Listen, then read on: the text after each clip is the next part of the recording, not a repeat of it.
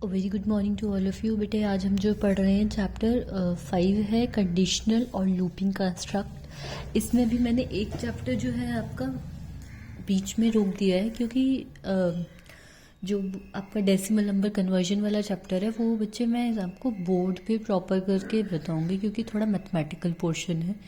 ठीक है, तो यहाँ पर अभी वो चीज़ उतना ज़्यादा क्लियर नहीं होगा, या तो फिर अभी अगर ऐसा है कि स्कूल नहीं ओपन होते हैं तो फिर नेक्स्ट चैप्टर में वही करा दूंगी। ठीक है, लेकिन फ़िलहाल के लिए अभी मैं शुरू कर रही हूँ आपका प्रोग्रामिंग सेक्शन। तो इसका जो हमारा चैप्टर है इसका नाम है कंडीशनल और लूपिंग कंस्ट्रक्ट। कंडीशनल मतलब there will be certain conditions किसी भी प्रोग्राम के अंदर, और लूप्स क्या होते हैं, लूप्स के थ्रू आप एक चीज़ को मल्टीपल टाइम्स कर सकते हो। और लूपिंग कंस्ट्रक्ट से एक फ़ायदा ये भी है कि लूपिंग से जो प्रोग्रामिंग है वो कंपैरेटिवली आपकी इजी हो जाती है। ठीक है, तो अभी शुरू करते हैं। सबसे पहले हमारा है इंट्रोडक्शन टू प्लानिंग। देखो प्लानिंग तो जब भी अभी कोई आप पेपर देने जाते हो, एग्ज़ाम देने जाते हो, या फिर कहीं पे भी आप ट्रैवल करना चाहते हो तो आपको प्लानिंग तो करनी ही पड़ती है। प्लानिंग का बेसिकली कंसेप्ट क्या है कि अब सपोज़ आपको अपने घर से स्कूल विज़िट करना है। ठीक है, तो अभी ये देखना पड़ेगा कि मैं किस रूट से जाऊं, किस व्हीकल से जाऊं, या फिर मैं पैदल जाऊं। ठीक है, तो ये चीज़ें आप प्लान आउट करते हो।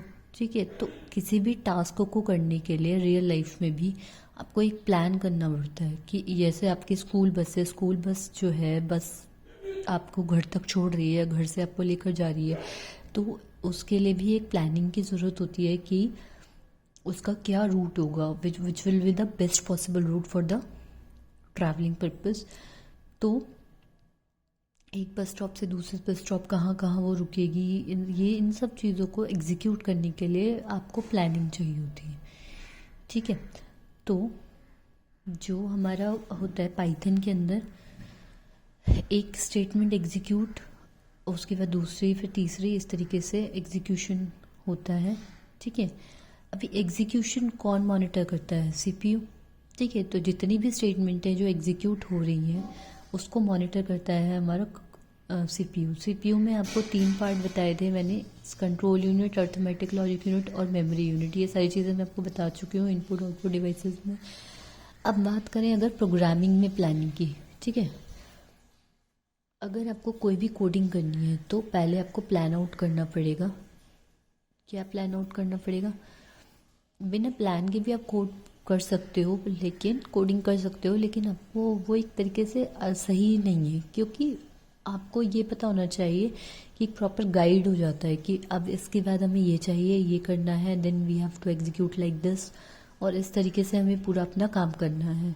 ठीक है, तो वहाँ पर प्लानिंग की बहुत ज़रूरत पड़ती है। तो गुड प्लान में क्या क्या होता है, एक गाइड क्रिएट करना जिसको आप फॉलो कर सकें। ठीक है, आपको एक प्लान करने में मदद करता है, एक एफिशिएंट स्ट्रक्चर बनाने में। ठीक है, आप दूसरे इंसान से कम्युनिकेट कर सकते हो कि आपका कोड बेसिकली करेगा क्या। तो ये चीज़ें होती है हमारी एक गुड प्लान के अंदर। ठीक, तो प्लानिंग कर कर कोडिंग करने से क्या होता है, ये आपको सब चीज़ें पता है कि इनपुट क्या रहेगा, आउटपुट कैसे जनरेट होगा, किस तरीके से आउटपुट प्रेजेंट होगा। तो ये सारी चीज़ें कोडिंग में जो है बहुत ज़्यादा हेल्पफुल रहती है। ठीक है, तो ये हमारा पर्पस रहता है गुड प्लान का। इसके अंदर एक चीज़ आती है फ्लो चार्ट। फ्लो मतलब किस तरीके से चीज़ चल रही है, और चार्ट मतलब चार्ट, पिक्टोरियल रिप्रेजेंटेशन। ठीक है, चार्ट की फॉर्म में रिप्रेजेंट करें तो ये एक तरीके से पिक्टोरियल रिप्रेजेंटेशन है, पिक्चर की फॉर्म में रिप्रेजेंटेशन है किसी भी टास्क का। ठीक है, तो इसको हम क्या कह सकते हैं, विजुअल रिप्रेजेंटेशन भी कह सकते हैं ऑफ सीक्वेंस ऑफ स्टेप्स, जो सीक्वेंस ऑफ स्टेप्स हैं उनका, और यह डिसीजन जो हमें लेने होते हैं किसी भी टास्क को परफॉर्म करने के लिए, तो वो हमारा हो जाता है फ्लो चार्ट्स। ठीक है, अब फ्लो चार्ट में बेसिकली क्या पहले डिपिक्ट करते हैं कि किस तरीके से प्रोग्राम का फ्लो होगा। ठीक है, यानी कि प्रोग्राम को किस तरीके से लिखा जाएगा, एक स्टेटमेंट के बाद दूसरी स्टेटमेंट किस तरीके से एग्जीक्यूट हो, सारे स्टेप्स दिखाता है किसी भी प्रोसेस के। हेल्प करता है अंडरस्टैंड करने में किसी भी टास्क का लॉजिक क्या है। ठीक है, तो फ्लो चार्ट हमारे बेसिकली एनालाइज करने में, डिज़ाइन करने में, डॉक्यूमेंटेशन या मैनेज करने में किसी भी प्रोसेस के या प्रोग्राम के फ्लो चार्ट हमारे यूज होते हैं। ठीक है, कॉमनली यूज सिंबल्स जो है हमारे फ्लो चार्ट में, ये होता है हमारा स्टार्टिंग या एंडिंग ओवल शेप। ठीक है, तो ये हमारा शो करता है स्टार्ट या एंड पॉइंट। ये एरो हमारी क्या कहते हैं, डिफरेंट कोड्स के बीच में कनेक्शन शो करते हैं। रेक्टेंगल हमारा किसी भी प्रोसेस को शो करता है कि क्या प्रोसेस हो रहा है बिटवीन द प्रोग्राम। ठीक है, स्टार्टिंग और एंडिंग के बीच में जो प्रोसेसेस हो रहे हैं वो। उसके बाद हमारा इनपुट और आउटपुट पैरेललोग्राम की फॉर्म में शो होता है। और कंडीशनल, अगर कोई भी डिसीजन लेना है, कंडीशन दिखा रहे हैं या कोई डिसीजन मेकिंग, तो वो हमारी होती है डायमंड की फॉर्म में। तो ये चीज़ें आपको याद रखनी है। फ्लो चार्ट बहुत ही इंपॉर्टेंट टॉपिक है। फ्लो चार्ट आता ही है कि चाहे स्मॉल मतलब शॉर्ट आंसर क्वेश्चंस में आए या लॉन्ग आंसर क्वेश्चन में आए, फ्लो चार्ट बहुत इंपॉर्टेंट टॉपिक है। तो सभी को ये सिंबल्स वगैरह और फ्लो चार्ट क्या होता है, इसकी डेफिनेशन प्रॉपर, सब चीज़ें अच्छे से पता होनी चाहिए, सबको याद होना चाहिए। उसके बाद हम बात करें, अगर हमें फ्लो चार्ट बनाना है, 3 नंबर्स का एवरेज निकालना है, तो पहले मैंने बोला था स्टार्टिंग या एंडिंग जो है ओवल शेप से होगी, तो ये ओवल शेप का बनाया स्टार्ट। फिर रीड ABC, ये क्या है, यहाँ पर इनपुट या आउटपुट ABC देंगे, क्योंकि 3 नंबर्स हैं तो 3 वेरिएबल्स होंगे, A, B और C। चाहें तो आप यहाँ पर ABC की वैल्यू भी दे सकते हैं, नहीं तो आप ABC डिफाइन करेंगे, तो वो भी हमारा प्रोग्राम का फ्लो ही शो कर रहा है। Average of A plus B plus C by 3। अब इन तीनों का हमें क्या फाइंड आउट करना था, एवरेज कैसे फाइंड आउट करते हैं, तीनों का सम डिवाइड बाय टोटल नंबर, तो 3। अभी ये क्या चीज़ हो गई हमारी, ये हो गया हमारा प्रोसेसिंग। ठीक है, और उसके बाद हमारा अगर एवरेज शो होता है तो प्रिंट होता है एवरेज, तो वो हमारा क्या होता है, आउटपुट। ठीक है, तो इनपुट और आउटपुट हमेशा इस तरह से शो करते हैं। तो यहाँ पर ये क्या शो कर रहा है, आउटपुट शो कर रहा है, और ये क्या शो कर रहा है, इनपुट, ये आउटपुट, प्रोसेस।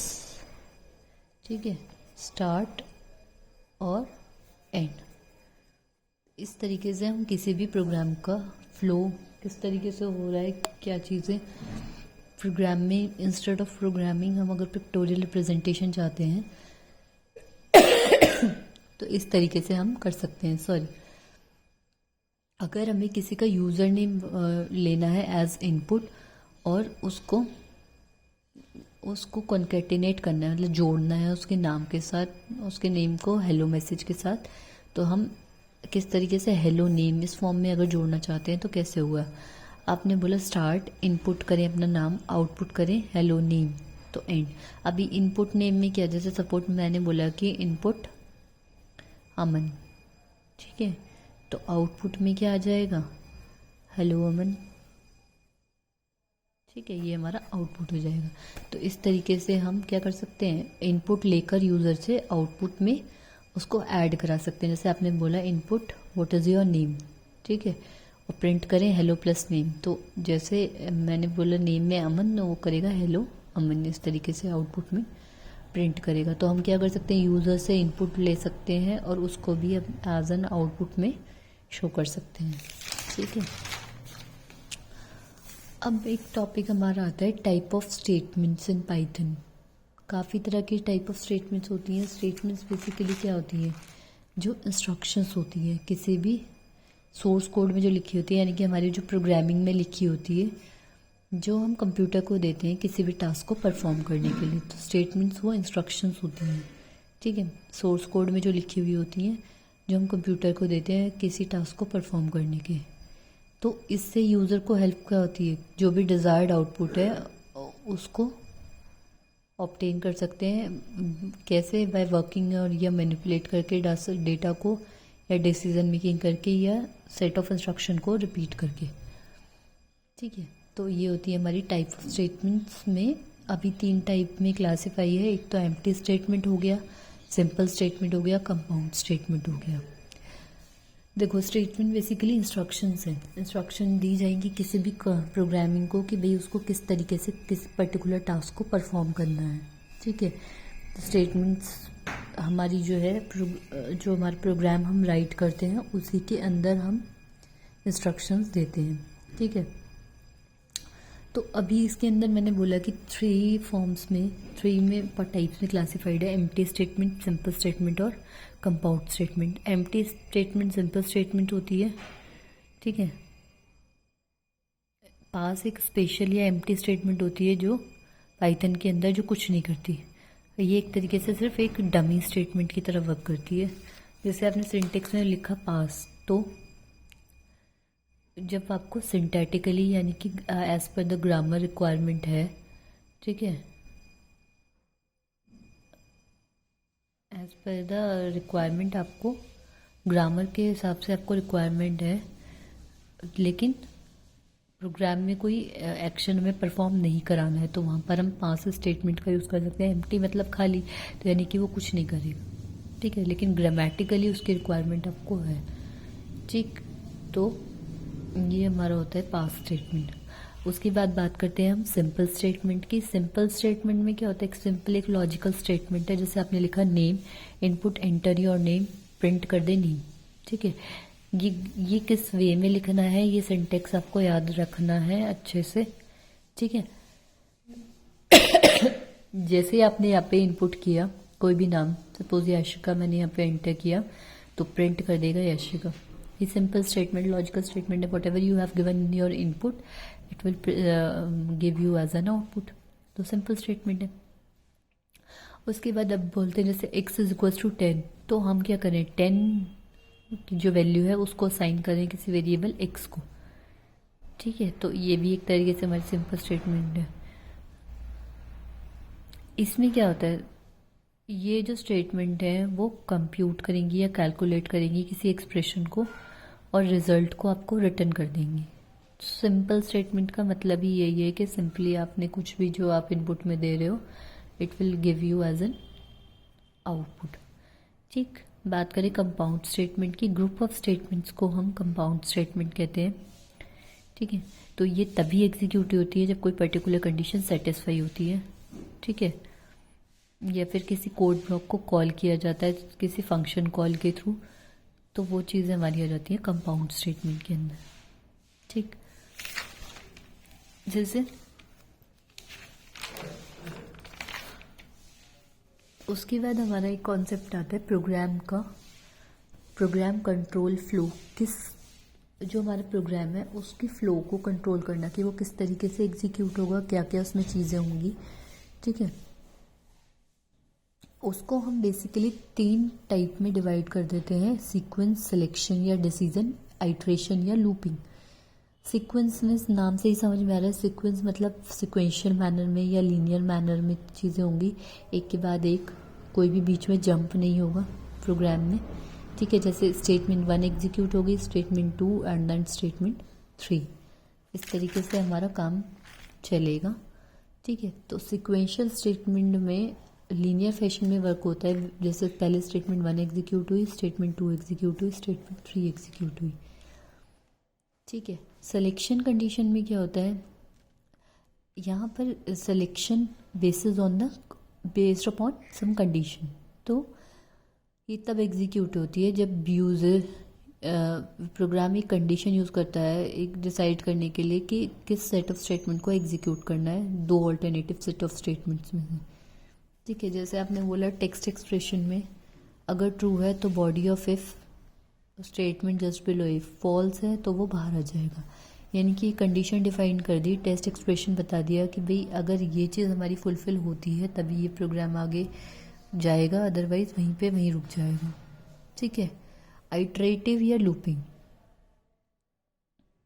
अगर हमें आइट्रेशन का मतलब है कि अगर किसी सर्टेन स्टेट ऑफ स्टेटमेंट को मल्टीपल टाइम्स किसी लूप में एग्जीक्यूट करना है तो हम उसको बोल देते हैं आइट्रेशन या फिर लूपिंग बोल देते हैं, ठीक है। तो ये कब एग्जीक्यूट होती है, जब सर्टेन सेट ऑफ स्टेटमेंट्स जो हमारी मल्टीपल टाइम्स अगर हमें एग्जीक्यूट करनी है किसी लूप के अंदर तो हम आइट्रेशन या लूपिंग को यूज़ करते हैं, ठीक है। तो कोई सेट ऑफ स्टेटमेंट अगर बार बार रिपीट करनी है, ठीक है, उसको हम क्या बोल देते हैं, बॉडी ऑफ द लूप। और कंडीशन ऑन विच एग्जीक्यूशन या एग्जिट डिपेंड करता है, उसको बोल देते हैं एग्जिट कंडीशन या टेस्ट कंडीशन, जिसको हम टेक्स्ट एक्सप्रेशन भी बोल रहे हैं। ठीक है, तो जो अगर टेक्स्ट एक्सप्रेशन हमारा फुलफिल हो रही है वो कंडीशन, तभी हमारा आगे बॉडी ऑफ द लूप चलेगी, अदरवाइज वो प्रोग्रामिंग आगे वर्क नहीं करेगी। ठीक है, तो ये 3 types of control, programming control flow है कि प्रोग्राम किस तरीके से फ्लो होगा, किस तरीके से वर्क करेगा। एक तो सिक्वेंशन मैंने बता दिया, सीक्वेंस वाइज सिलेक्शन कंडीशन में अगर टेक्स्ट एक्सप्रेशन हमारा सही होता है तो वो आगे काम करेगा। ठीक है, और आइट्रेशन या लूपिंग में मतलब अगर बार बार किसी चीज़ को हमें एक ही चीज़ को 10 बार कराना है, तो instead of writing multiple time same thing multiple time, आप एक बार उस पर लूप लगा दीजिए, आइट्रेशन लगा दीजिए, तो वो अपने आप ही 10 बार एग्जीक्यूट होगा। ठीक है, तो उससे क्या बेसिकली हमारा क्या हो जाता है, प्रोग्रामिंग कंपैरेटिवली इजी हो जाती है। इसके लिए हम यूज़ करते हैं आइट्रेशन और लूपिंग। ठीक है, मेरे हिसाब से प्रोग्राम कंट्रोल फ्लो आपको अच्छे से समझ में आ गया होगा। नेक्स्ट क्लास में हम नेक्स्ट टॉपिक करेंगे। तब तक के लिए हैव अ गुड डे बेटा। और कोई भी प्रॉब्लम हो आप लोग पूछ सकते हैं, और जो न्यू एडमिशन्स हैं वो लोग पुरानी वीडियोस से देखकर अपना जो कॉन्सेप्ट्स हैं वो क्लियर करें और अपना पूरा वर्क कंप्लीट करें। और जो नए बच्चे हैं वो आज स्कूल विज़िट करेंगे और अपनी नोटबुक्स वगैरह चेक कराएंगे सभी बच्चे। ठीक है, और कोई भी प्रॉब्लम है तो आप मुझे पर्सनली टेक्स्ट कर दीजिए या कुछ भी बता दीजिए, जो भी दिक्कत है। बस आज के लिए इतना ही। हैव अ गुड डे बेटा।